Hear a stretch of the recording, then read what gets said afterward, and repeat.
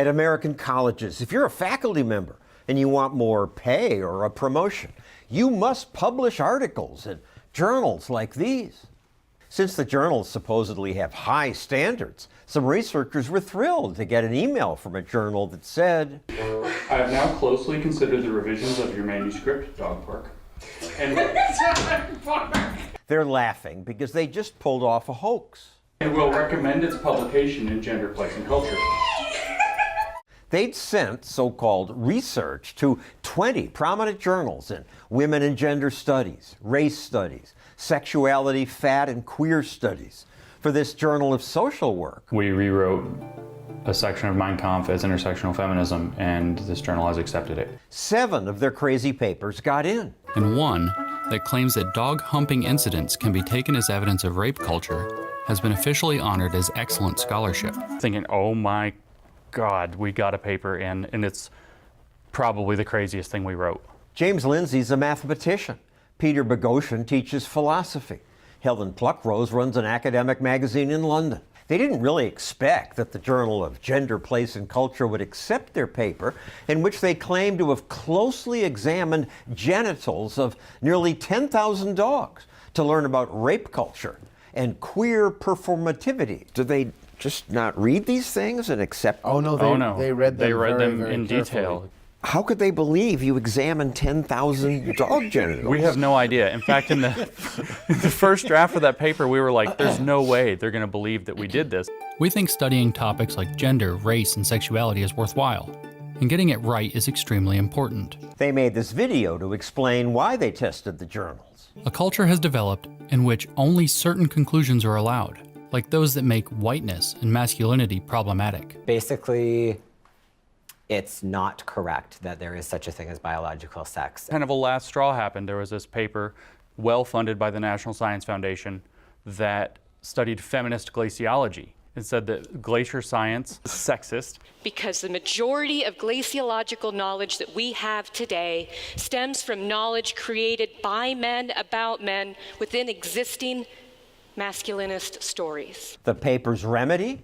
Feminist paintings of glaciers and feminist art projects that, I'm not kidding, hooked up a phone line to a glacier so you could call the glacier on the phone and listen to it. So that was the last straw for me. These aren't your fields. No. Which should have made it more difficult. Much more difficult to fool the journals, but Papers started getting in. You've got to be me that this happened! This shouldn't have been possible.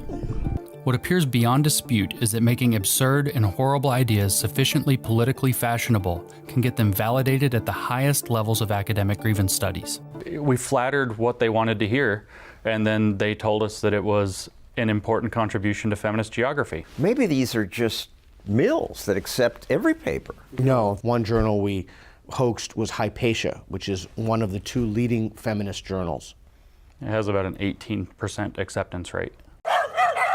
The researchers didn't get to finish their experiment because the dog rape paper was so over the top, a Wall Street Journal reporter noticed. She exposed the hoax and ended the experiment before all the journals had weighed in.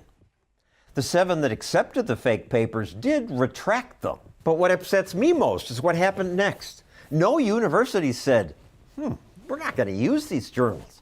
No editor publicly said, we have to raise our standards. Think about if you did this to civil engineers with bridge building. They would have thanked us, right? Because they're driving over the bridges with their families, so they don't want the bridges to collapse. But the grievance study journal editors, instead of admitting that they'd published nonsense, criticized the hoaxers. You clearly engaged in flawed and unethical research. That was our whole point. A dozen of Peter's fellow professors wrote an anonymous letter attacking him.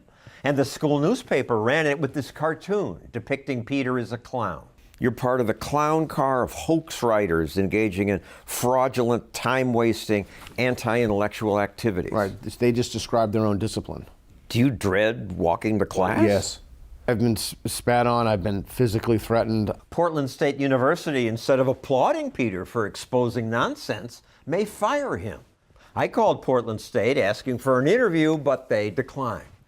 How can a college criticize the hoaxers, but revere ridiculous journals that publish nonsense? When you live in these tight ecosystems, this stuff makes total sense. There's a pervading rape culture, men are bad, there's a whole ball of wax. 20 years ago, a physicist submitted a nonsense paper to the journal Social Text saying gravity is just a social construct.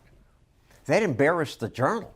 But Social Text is still going strong, and at universities, nothing really changed. The best I can tap into is that there's this kind of like religious architecture in their mind where privilege is sin. So you can come up with these really nasty arguments like, well, let's put white kids in chains on the floor. It's an educational opportunity. And if you frame it in terms of overcoming privilege, then it's right in. And anyone who dares criticize that must be a conservative hack, holding the same ideological position as the Trump administration's attack on trans rights. Maybe you are just conservative hacks looking to defend your white privilege.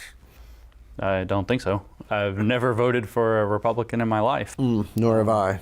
Actually, none of the hoaxers is conservative. My collaborators and I are left-wing academics who can now say with confidence, these people don't speak for us. The scholarship in these disciplines is utterly corrupted. They've placed an agenda before the truth.